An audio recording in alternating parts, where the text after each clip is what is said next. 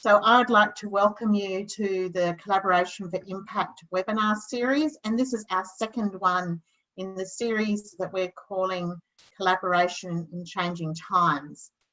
And so my name is Moira Weir, and I'm part of the Collaboration for Impact core team. And today we're going to be hosted by Liz Skelton, who will be in conversation with Jane McCracken and Sharon Fraser. But before we start, I'd really like to acknowledge elders past, present and emerging from all around the country that have been great custodians for this wonderful land that we all live on, and particularly want to acknowledge where I am. I'm on Kaurna country in South Australia, and on down at a place called Selleck's Beach, which in Ghana is Wadawali on the Fleurieu Peninsula. And I want to pay my respects to the nation here and their ongoing custodianship for a land that's never been ceded.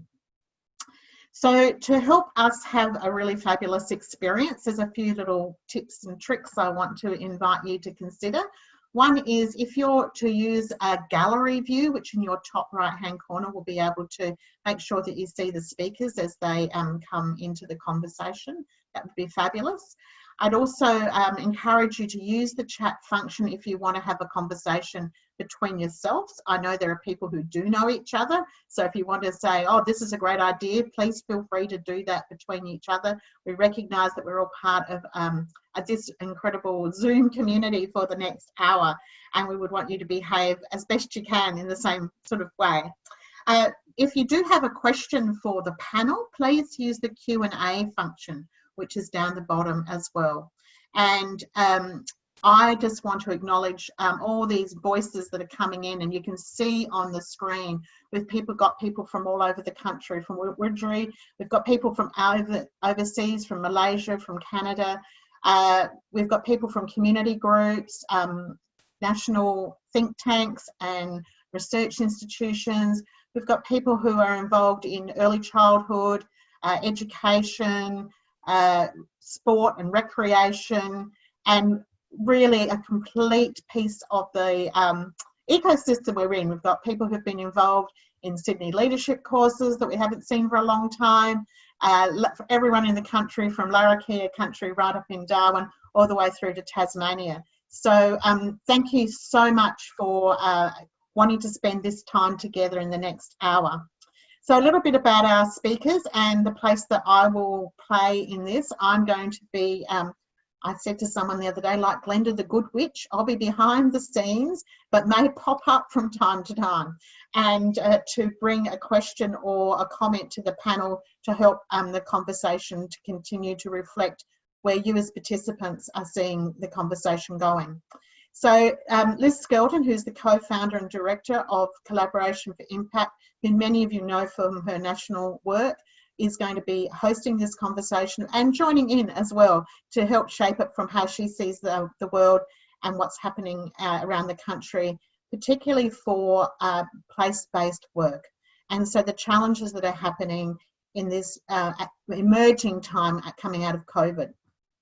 Sharon Fraser, again, will be known to many people on this call for her work at the national level in communities all over the country, from regional and remote communities not far from me in western part of South Australia, and through to things much closer to home in her regional part of the world in Victoria. So she's going to bring a perspective about what she's noticing around the country, and then to really make sure that we don't miss the deep practical experience that is that we all draw on from Hands Up Mallee on a regular basis is Jane McCracken, who's the executive director there, and whose work is showcased in Platform C, which is one of the CFI tools and instruments that we share and with our partners around this work. So I'm going to disappear with my magic wand of Zoom and hand over to Liz. And I hope, don't forget, put questions into the Q&A and any comments you want to share between yourselves in the chat. This is being recorded, and so just remember that if there's anything you particularly want to say or you don't want to say in the public space. So over to you, Liz. Thanks, Moira. And like Moira, I just want to echo, it's great to see many familiar names coming up in the chat. So welcome to everybody, to those who we know, to partners, to colleagues, but also those of you we haven't met yet, but great to have you here on the call today. Just to kick off, I might just say a few words about Collaboration for Impact and the work that we're doing to give this some context. So we are a national networked organisation. We have a social purpose, and our vision is around how do we bring about an equitable and inclusive Australia, and do that by enabling communities, initiatives to really work at a systemic level to address the conditions that are keeping inequity and lack of inclusion in place. So what that looks like is that we walk and we work alongside initiatives like Hands Up Mali and many others around the country who are working in place on issues on the ground which local people care about, where they're complex issues and they require collaboration to be able to bring about new ways of working. And Sharon is one of our network members who does that work on the ground. So we've got a lovely trio, if you like, here today to talk about what is actually happening in communities post-COVID from a range of perspectives. So Jane on the ground, Sharon in that role working alongside, and I guess what I'm trying to bring is that role across the whole. What is it we're seeing? So to kick us off, and we're going to be fairly organic with this and just build on each other. Maybe to start off with is, as we're now coming out and in some places the COVID restrictions are being relaxed, just to have an opportunity to step back and think about how have we seen communities respond? What have been some of the responses that you've seen on the ground, and how have they varied maybe in different places? So Jane, maybe to kick off with you, with Hands Up Mali, what responses have there been to COVID and the impact of it? Yeah, Liz, look, in thinking about kind of coming here today, and I am by no means an expert. I think everybody is an expert in their own community that they're working in, and I did want to make that really clear from the outset. Probably what we have seen, I was reflecting on the webinar that you and Kerry spoke in last time, that COVID really opens up a window of opportunity, I think, for communities to look at the way they do work differently. And I think there's an extra wide window of opportunity that's kind of been opened up for places that have a place-based collective impact initiative already in motion. I think it's really highlighted the need to listen very closely to what's happening in community and to craft responses around that. And in this period, I think it's been much more difficult to listen to community because we haven't had that direct contact with community and have had to really find other ways to do that. And I think there's been lots of really interesting adaptation that's taken place around the country. You know, we've seen bits and pieces, and I've spoken to other backbone leaders and initiatives that have done that work as well. So I think that's been really interesting, that shift in how we speak to community. But I think the thing that stayed the same is the importance for speaking to community, because I think the issues that community have faced, certainly in our community, have changed very rapidly from week to week almost. Very strong kind of undertones of social isolation being a real issue. And I think the whole kind of we're all in this together, we are all in this together, we keep hearing that, but I think people's experiences of it are very different, and we need to be very mindful of that and be responding to that. And so, Sharon, what have you been seeing in terms of the dynamics in communities and what's been happening through COVID?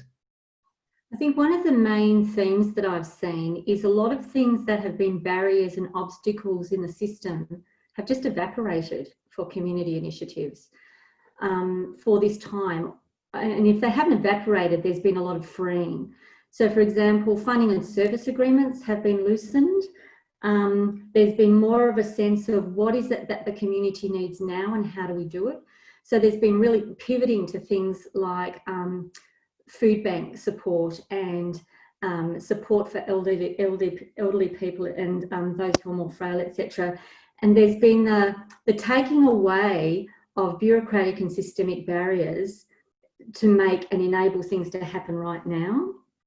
And in a part of that, and Jane's right, at a time when it's really difficult to actually tap into the leadership of community, there has been a following of leadership and the following of community by more political and bureaucratic folk. An example of how I've seen the system really be blown apart is, we have this chronic homelessness situation in Australia that, of course, sits across many nations. And to make the major cities COVID safe, all of a sudden homeless people were placed into hotels. So all of a sudden it took the homelessness off the street. I've also seen a real lifting of the strength in the system and a real lifting of the strength in people. So there's been a playing, people have come out to do things together, be it online or to drop groceries off to an elderly neighbour, or to, or even at a political level, people have sort of put away their squabbles to come together to lift and to play to the strength, the collective strength. And collaboration has happened without, in a needs must, but people are collaborating, say, across the political spectrum, and that's playing out in local government, in community as well as that broader system. And then the last thing that I'm seeing, and I'm seeing it across the country, is people are being left behind. And I'm really noticing it most in the loss of the First Nations voices in the pieces that I'm a part of. A lot of people who are in more isolated places, or whose communities have been locked down, or who didn't have the technical or infrastructure or skills to do things remotely before this started, have not been able to pivot the way that we who have a more middle class white Australia have been able to do. And it's only just the last, I would say, week or two that I have been feeling that some of the First Nations voices are coming back into the work that I'm seeing. Mm.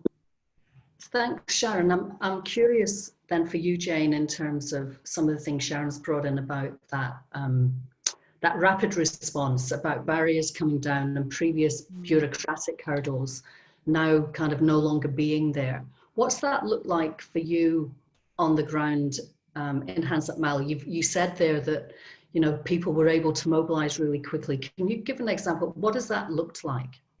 Sure. So for us, Liz, that's looked like, I think when COVID kind of first really hit community back in sort of mid-March, we really were thinking, how do we pivot our existing work but take it home, be working from home? It might look a little bit different. It might look a little bit different how we engage with community.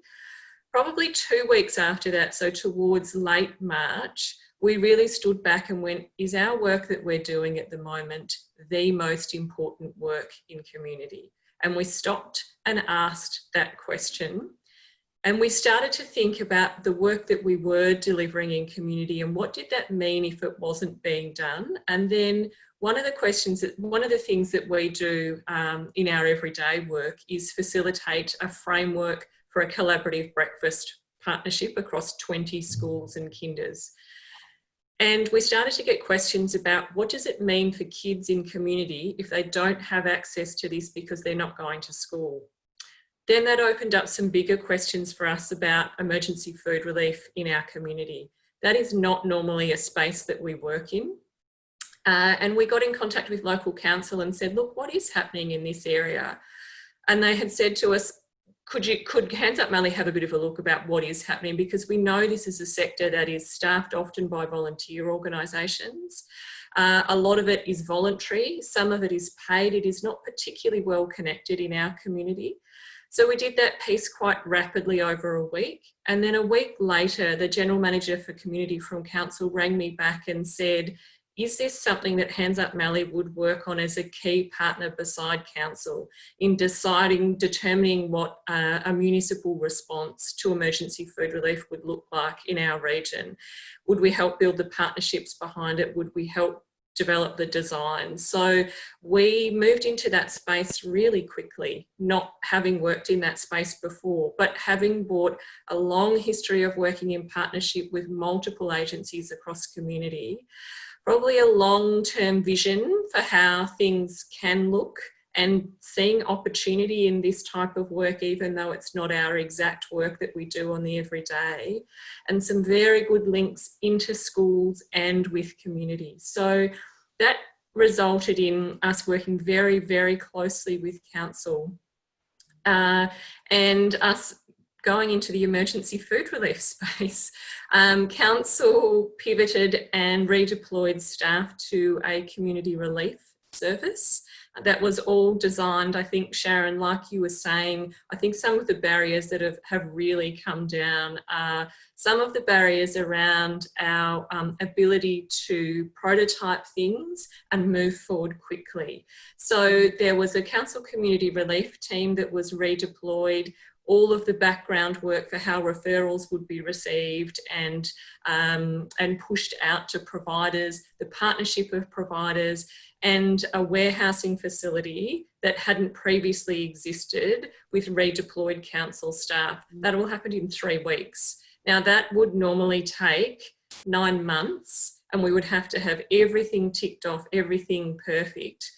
But I think what the window that COVID opens up is the ability to adopt a practice, adapt and keep going, because you need to meet an immediate need, and people see the value of that working in partnership at this time. And I think as place-based collective impact initiatives, that's what we need to capitalise on and take forward, that way of working, and that freeing up of resources, that freeing up of people's time to meet needs absolutely needs to be taken forward.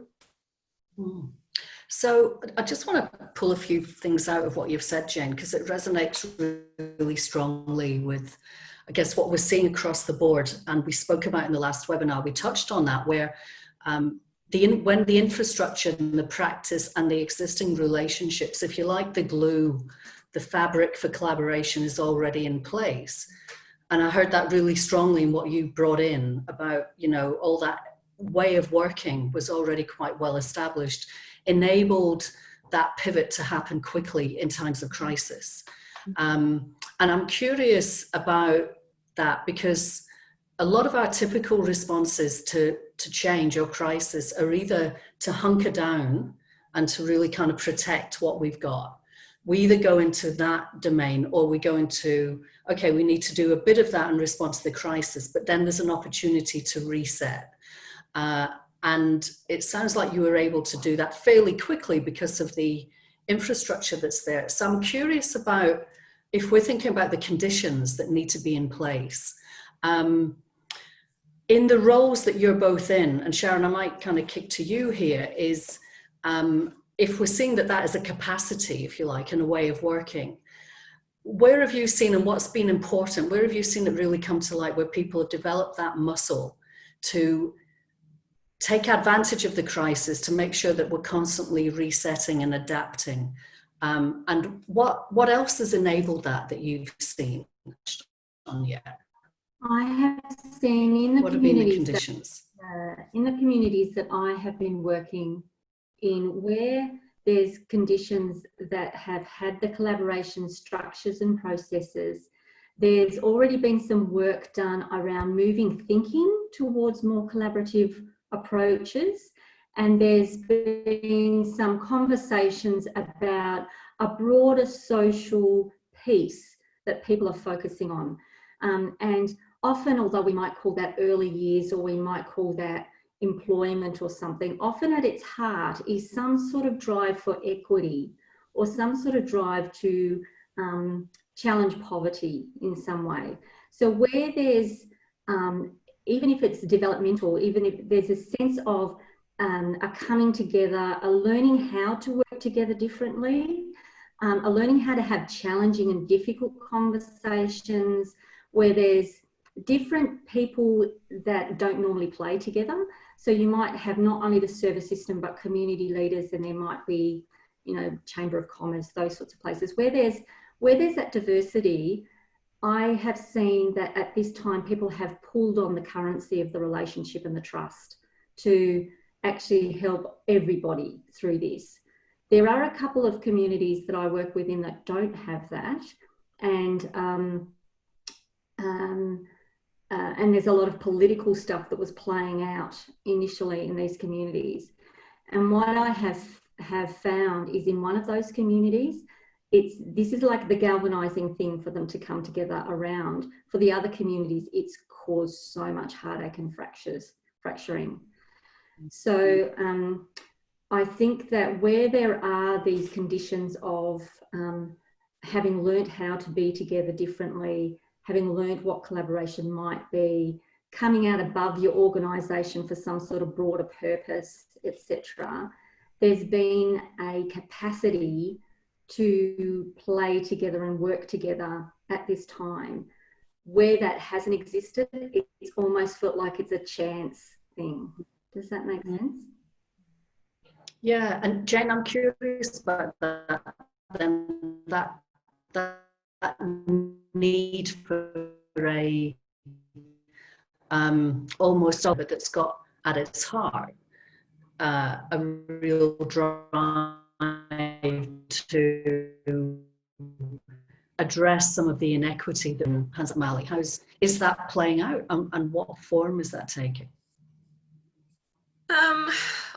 I think that whole idea of equity at the centre of your work, and I don't think we have this perfect at Hands Up Mali by any stretch of the imagination.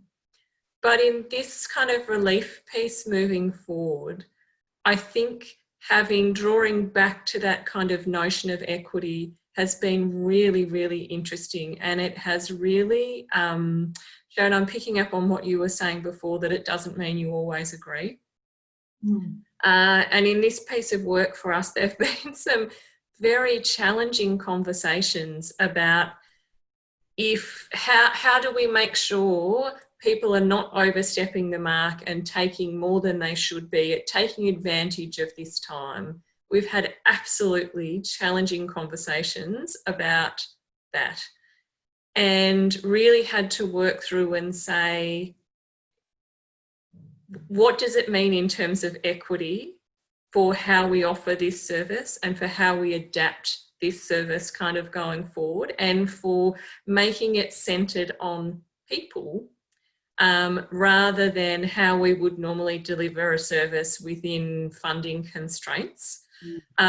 We've had interesting conversations around really how do we make sure that this is appropriate for Aboriginal and Torres Strait Islander people in terms of their comfort to access the service? What does that look like? And what does that look like when we're trying to do this piece of work quite quickly and responsively? What does it look like as we've gone along, we've kind of delved into parts of the community that perhaps we hadn't been thinking about originally. International students came up in the last week, and we realised we really hadn't been thinking about international students in our community. Non-visa holders, non-permanent residents, people without a recognised migration status. How did we work with them, and what did that look like? And we've had a number of challenging conversations around that. We've also had challenging conversations around changing models to meet not what service providers normally do, but what community are asking from us now. There's been a really big theme of people needing emergency food relief, but not wanting to access it through the traditional channels because of shame and stigma, but really happy to accept a food parcel if it comes from a known person, like a school welfare officer, a neighbourhood house. That's been really challenging for the providers to adapt to. They have, but there's been some really interesting conversations along the way there. So I see Moira's coming in. I want to just hold some of those themes that we can pick up though around how we're seeing now that who is getting left behind is far more visible, and how do we need to engage with an equity lens, but also that the how of what we're doing is having to shift. The why might still be there, and the what's changing, but actually having to adapt and do that quite quickly. So I want to come back to that, but Moira's popped up. I have popped up, thanks Liz. And so some of the chat is that's going on around this feeds into what you're saying, so you might want to think about some of these ingredients in your next lot of answers. But the pace of innovation around this and how people are managing that, because there are new players coming in and new stakeholders and a new context in which to operate. So the speed element, if you like. And another little piece that's around here is the channels in which this is happening. So we've already heard from Sharon around, you know, who misses out because of digital literacy or bandwidth or even connectivity. And Jane, you just mentioned a whole range of innovative ways in which those channels. So there's some conversation around, you know, social media as a channel. Will it ever be a replacement for face-to-face work in this? So just if you would mind factoring those elements in, pace and different channels. Thank you, Liz. Right.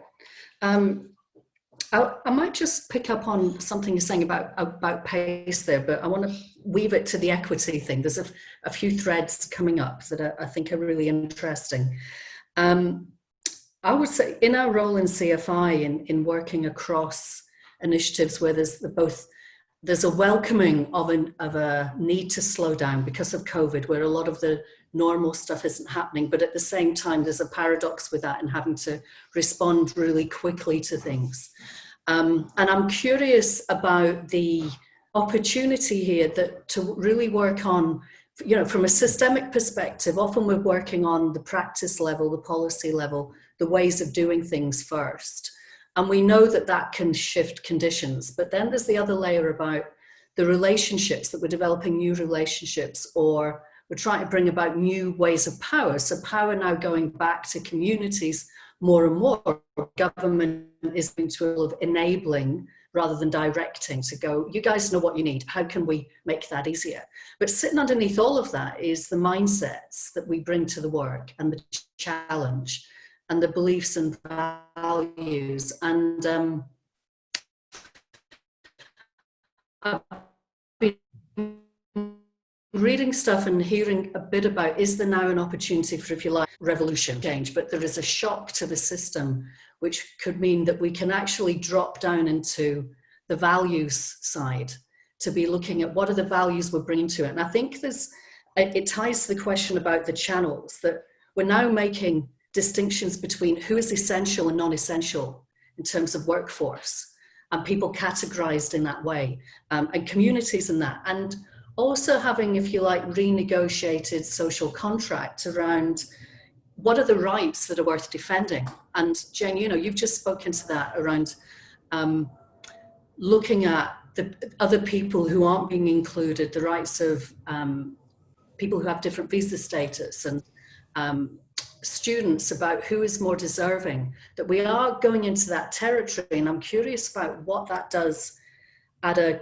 community level, because an observation I'd make is that this seems to be, particularly in Australia anyway, maybe not so much in other countries, but a general consensus emerging that actually what is really important in Australia is that we raise not, you know, this all in it together, but there's increasing awareness and wanting to address what's happening with those, like you've said, Sharon, you know, putting homeless people up in hotels, even if it's a short-term solution. There is, if you like, we're renegotiating some of the values and the morals that we're living by. So I'm curious about how you're seeing that, and yeah, what are your thoughts about that in the work on the ground in communities and that shift in values? Is that the case, or is there actually other things, other polarities coming in that we need to pay attention to as well? What I've been saying is that it depends on the level of fear that people are experiencing across the system. And, you know, some in my broader life, I do a lot of stuff around health and around the environment. And for some folk, particularly in the environmental space, it's like, oh, this is a great lever, this is a great opportunity, you know, dolphins being in the waterways in Venice and people looking at the stars in Mumbai. This means that this is a pivotal point and we can push and change. And I have others who can't wait until there's not only the planes back in the sky, but that there's more planes than there ever was before. So that will help us recover and we will get this employment stuff happening. And for both sort of parts of the conversation, there's, at the moment, it's like a pushing of my agenda, a pushing of my side, particularly when it comes from fear of what is next? You know, what does coming out of this look like? And are we going to come out of it the same way? And do we want to go back to what we had before? And if we don't, what are we going towards? And if we're going towards something else, what do we want to take with us? And what do we want to leave behind? There's all of these unanswered questions. And so I'm seeing people hold that by often talking about the leverage of COVID for their own agenda, rather than necessarily thinking, well, how do we use this as an opportunity to bring these diverse ideas together, bring the folk together who want more planes in the sky with the folk who see that this is a great opportunity to keep the dolphins in the waterways of Venice, to see, well, what is this that we're trying to hold? What are the things that are important to all that we need to protect? And how are we going to try and do some of that together? And Sharon, maybe picking up on that, and Liz, the points that you've raised, I think what we've seen in community is some fabulous, really quick pivots that have happened to meet the need of community. We've seen really active reaching out to parts of community that we perhaps don't often reach out to, particularly in the first instance. But what I've also seen in the last week is hints of snapping back to ways that we have always worked. And I think that that's probably normal. As we start to come out of this, I think that that's probably normal, because it's exactly what you were talking about, Sharon.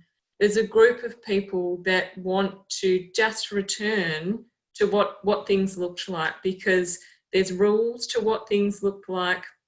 We can tick off those boxes. We know how that works. And then there's another group of people who are seeing this as an incredible opportunity to redesign what communities look like, how they work together, what some of those larger goals are. And I think we will probably end up somewhere in the middle, realistically. And I think that that's what we're starting to see in our own community, that there is incredible opportunity. Whether it will all be taken up on or not remains to be seen. So we're kind of moving nicely to, I guess, the longer term view, and, you know, as we're emerging out of it, what are we seeing?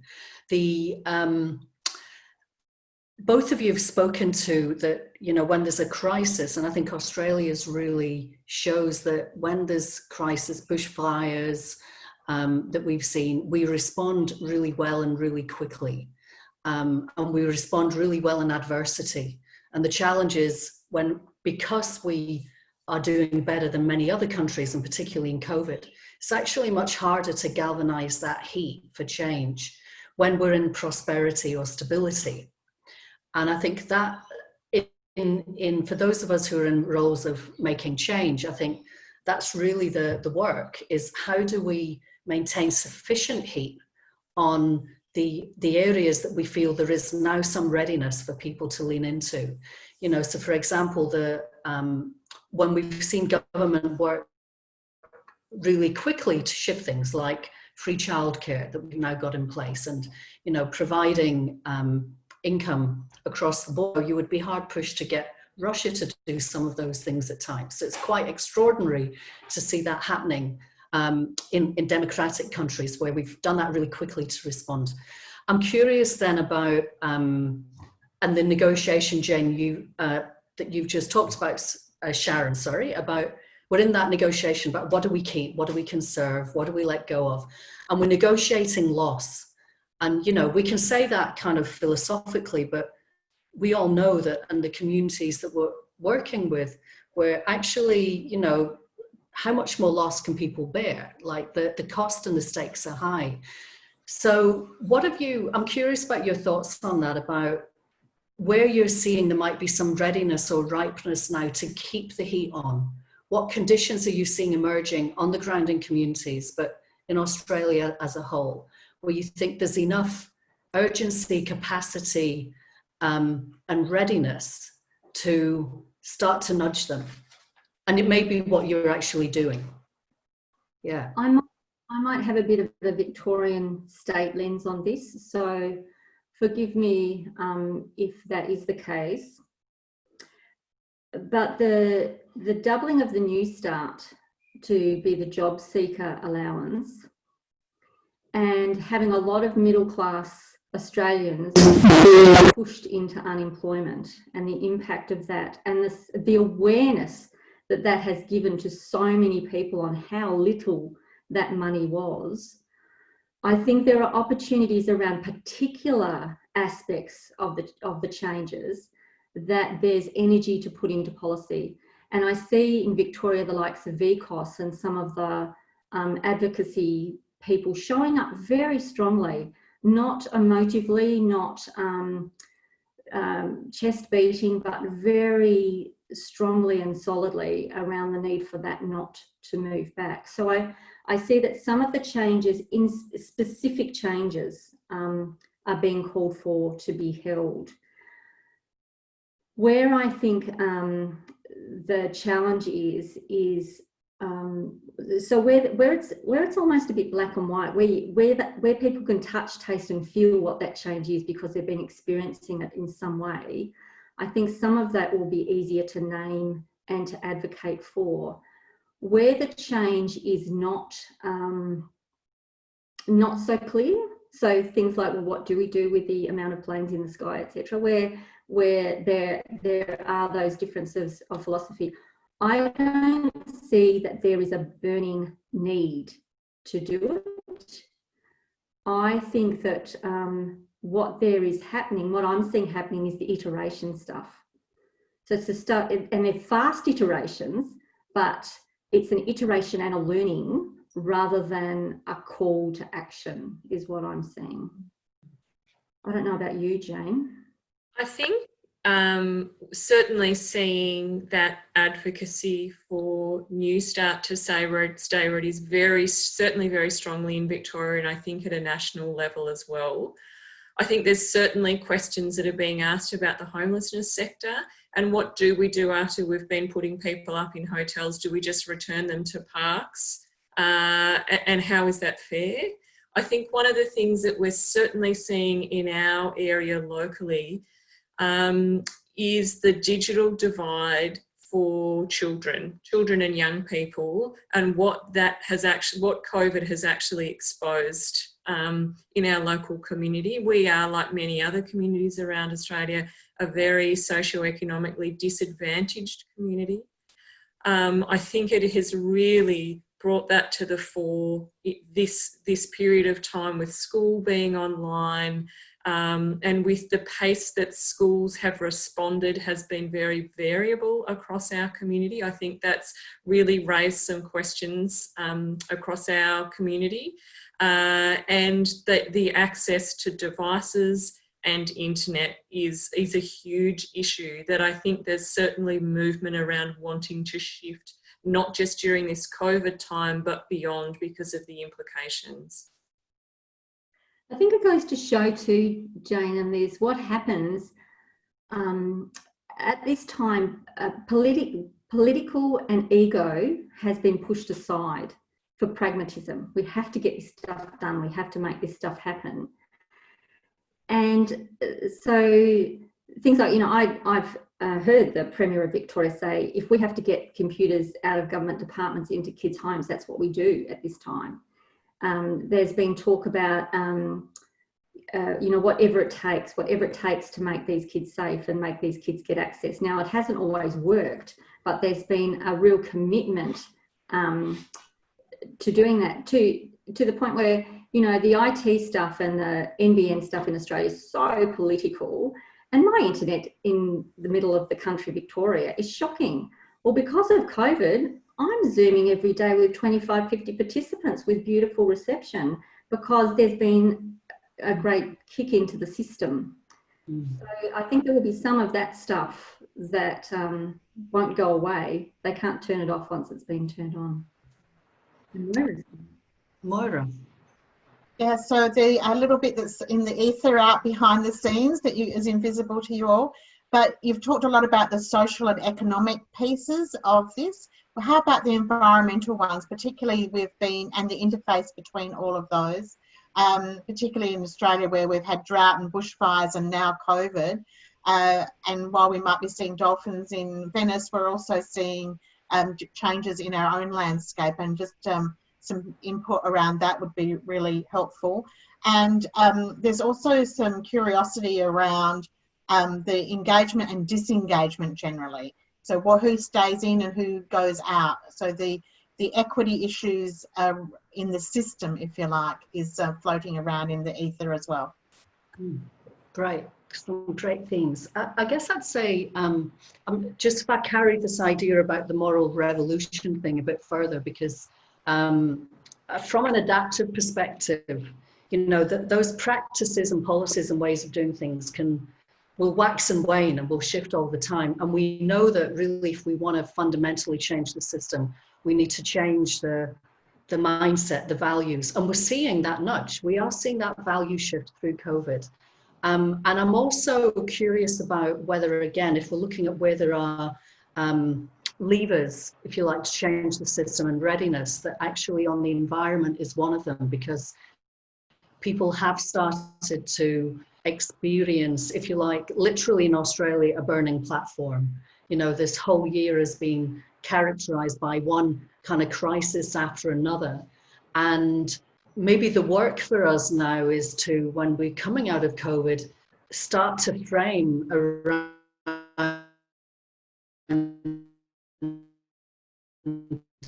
how do we move into a new reality which is capable of value. We're seeing people returning to nature, and that being a real container, if you like, or an anchor through COVID and through crisis. So I would see this as part of one of the potential things that I think the biggest opportunity we have now is not to, like Sharon said, start showing up and vying for our own issue, but actually start to frame the next stage or the future around the interconnectivity between all these issues, between the environment, what's happening socially and economically, that actually that is how we get systemic change. And I have been thinking about, you know, the people here today on this webinar and the different contexts you're all working in, and the role of people who are trying to nudge change. I saw a comment about, you know, box tickers have never been the ones to change the world. So it does require the ones who are not box tickers, and I'm assuming that's most people on the call, who are questioning and querying status quo all the time, those interconnections ourselves. I'm just wondering, I've got a problem with the video. Yeah, Liz, I'm wondering if you could just turn your video off for a bit and see if that helps. Because the connectivity in a new town is not as good as out of Victoria. Thanks so much. Go. There's a lovely yeah. So yeah, I'm wondering, I think maybe that's a call to action about how can we make the connections in our narratives, in how we are framing what the challenges are, so that we can keep attention on the issues and what that looks like. Okay, it's much better that you can't see me. Fantastic. Yeah. Other thoughts? I wonder, Liz, you know, you talked about the interconnections there, and it's really that, you know, COVID has really required us to be in a mindset where we are taking action but the benefit is beyond ourselves. And it's action together as a community. And it is only if we all take that action and we have a mindset of acting beyond ourselves that we are going to be successful. You know, that we limit infection and that we limit death from COVID. And really the environment is that same mindset. We need to be having that mindset of acting beyond ourselves in the best interest of community.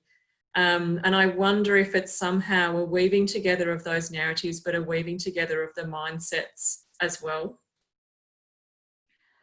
I think there's a couple of things. Firstly, I'd like to thank Jenny, because the dolphins are apparently in Sicily, not in Venice.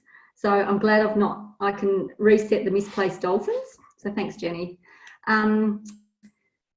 I actually think that we really are at a tipping point around the whole environmental conversation. I was watching 7:30 on the ABC last night, and there was talk about that there was one day at the beginning of the year in South Australia where 64% of the power came from solar power, and the electricity grid runners were really worried about that because of the base load that is needed in the electricity system that's currently dependent on coal. And there was talk about, well, you know, should there be a turning off of solar panels in the middle of the day? And they had a whole lot of folk who are not, you know, haven't got straw seeds hanging out of their mouths or gumboots on, you know, folk in the suburbs of Adelaide basically talking about that that's unacceptable.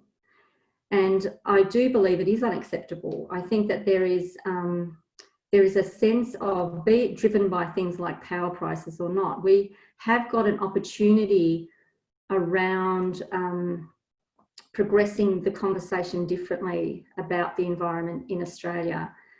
And I think that there's a potential with COVID to get it out of the, is climate change human,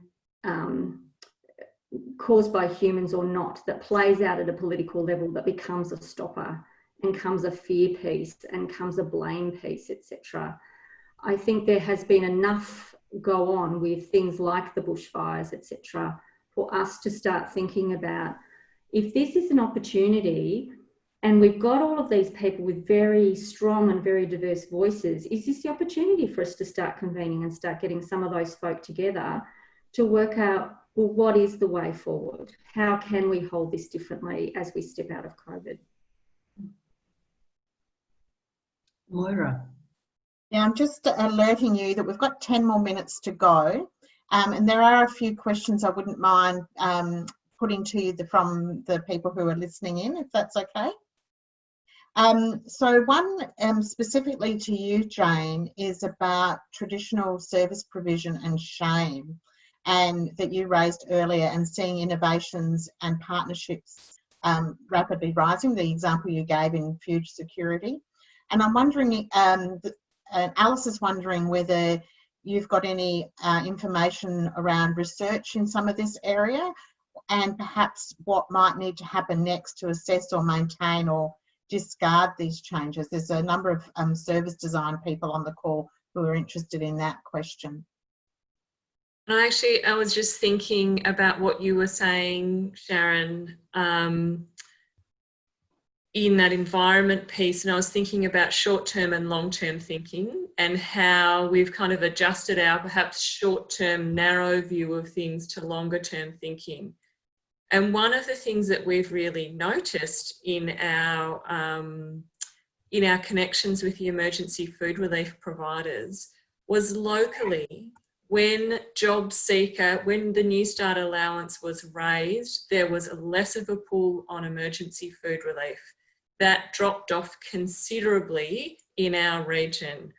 Now, I think there's some really interesting long-term and short-term thinking kind of going on there, whereas if we keep that raised, maybe we don't need to change our services, maybe we just need to change the whole system, that we're providing people with enough money to buy the food that they need. I mean, that's the big systems change piece. But in short, going back to kind of shorter term thinking, and what we've seen is that I haven't seen any research around it. That's really interesting. I'd be really interested in reading that. What we have seen is that's been what's reported from the ground. People have been saying people won't accept things, they won't go off to the salvos, I cannot refer them. That is not a reflection on the salvos or Binnies or Haven. It is about the stigma of going to a place where you are receiving, you're in a different position. You're not in a position that you would normally be. I am not a person that's ever accessed that. I don't want to access it even though I need it. But it's about relationships with a trusted person and accepting something from somebody who is a trusted person, as opposed to going into a service and identifying that you need that service. So that's what we've seen. So schools have taken a very active role in getting food parcels out to families and seen it not only as a way to get food to kids, but as a way to connect with the families during this period of time when it's very difficult to connect with families that they're concerned about. It's a conversation opener. So I think the big piece for us here is changing the system so we actually don't need the emergency food relief system. Yeah, thank you. This one might be good for you to pick up, Sharon, and building on what Jane was saying, it's about the relationships and rich relationships, and wondering if you've got any experience about how can we ensure that we retain these different and more effective relationships. So Mayleen's wondering about that. I think keeping doing things together, the best way to build relationships to do something in relationship. So I think keeping doing things together that have been started potentially at this time. You might start doing it face to face, but keeping doing it together. The other thing that I think is really powerful is capturing some of this stuff in story and telling the story of it. There's a lot to be said for story and how we capture both the reflection of what's happening in the story as well as the learnings about what's happening in the story. Because once something's either written down or recorded, and it allows you to get a group of people together to reflect on that, to listen to it and to talk about it. And it's talking about the information and the story of the thing rather than about individual people and she says and he says. So I find that plays out quite a lot. With the social media piece, and I said there's been some bits around that as well, for me it's a double-edged sword, because sometimes I can feel like I'm in an echo chamber where social media is just feeding back people like me, back to me to tell me that what I'm thinking is the right thing. And then at other times I see the great possibilities at connecting people. So in some of the communities I work in, community mobilisation has started through things like a mums-based Facebook page that has just grown and has been used as a leverage to really bring mums into community leadership. So I do see it as a two-edged sword, but whether it's a social media platform or a face-to-face platform as we get back into it, the strength in relationship, of course, is story and doing things together. And Liz, I'll give this one to you because it picks up on a theme that you spoke about earlier. And so Michelle's got some curiosity about the role of shock in adaptation and development of better responses, and how this might relate to the long-standing and really difficult and dire circumstances, for example, children in care and child protection systems and housing crisis, and particularly housing in remote areas as a specific thing. So the role of shock in adaptation, and then I'll ask you to, after you've had a little reflection on that, to wrap up before we go to our close. Thanks, Moira. I think what we would be saying all the time is, whether the shock is there or not, that we need to generate it and we need to leverage it. So COVID's a great example of where all of our systems have had an external shock. And so there's that initial period of, the response to it being a reaction, whether that's to blame others, to fear, to be with the uncertainty, but we're very much trying to just absorb it. But then the opportunity in that is then how do we help people move out of that phase of looking to people in government or leadership to fix it for us, but to look at their own solutions, which is what we're starting to see. That we then move to that adaptation phase where we can really tap into what are some of the latent skills and qualities that are there, and harness things like, you know, I guess with COVID, one of the things I wanted to say, building on what Sharon and Jane have said, is we're seeing, you know, a narrowing and an expanding at the same time. And I think that's in that adaptive phase after shock. And there is great possibility in both. So people narrowing to their own bubble and their own communities where they are, things are relationship based. And like you were saying, Jane, where people will take things and get support from someone they know, then we can leverage that. We can utilize those networks where it is based on relationship or neighbors.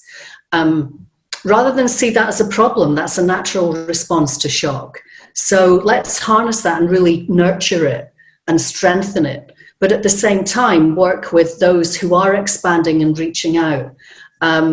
We need both. I think the difficulty at the moment is with shock, we tend to go into a weariness. So, for example, because we are physically distancing, we're seeing at the moment that it instills a fear of the other. You know, borders have been closed, state borders have been closed, they're going to start opening soon. But, you know, at the beginning of COVID, I was in a regional part of New South Wales, and there was a board saying, if you're from Sydney or Canberra, go home. And that was before we were in lockdown, but that fear, if you like, had started, and I completely understood it. And yet I went, okay, this is something we need to watch. So can we both help people through that shock phase of valuing going back to what is valuable in their communities without tapping into the fear? And I think if we can do that, then it helps us move to the adaptive phase. And then from there, we're able to move to more of an evolution, that we can go beyond adaptation to think about, you know, how do we maintain that higher vision? How do we keep people looking and critiquing things from a position of the shared future we're trying to create, as opposed to critiquing from what is working best for me? So I think paying attention to what the signals we're getting about how people are responding, to then go, how can we hold people there while also holding them to a larger vision of moving, like has been talked about, moving beyond what is the collective goal here and what's the collective win, if you like. And that's the opportunity I think that this gives to us. So just to wrap up, as more jumped in, what I'd like to signal is there's tons of resources on Platform C around place-based change, around the kind of work that Jane's doing, and that Sharon's supporting people in about how do you build the conditions, how do you create that shared agenda and that vision for the future, and build the infrastructure and the practice of collaboration so that people can get through crisis but also move into adaptation. It's open source, jump online, download whatever resources are there. We've got a link going up now. And just to flag that in the next coming weeks during Reconciliation Week, we will be launching a new platform, Deep Collaboration, which is working specifically on the collaboration across First Nations and other Australians, which again we're seeing as a big learning edge for the country. So hopefully that's going to offer some tools, resources and thinking as well. Thanks, Liz. Really wonderful to have everyone here today. Special big thank you to Sharon and Jane for sharing all your wisdom and expertise. And just as you're leaving our time together, I'm wondering if you'd mind putting a few words in the chat about what's left with you. What are you holding now? Really appreciate you just popping it into the chat. Just a few words or maybe a question that you're still left with at the end of this session today.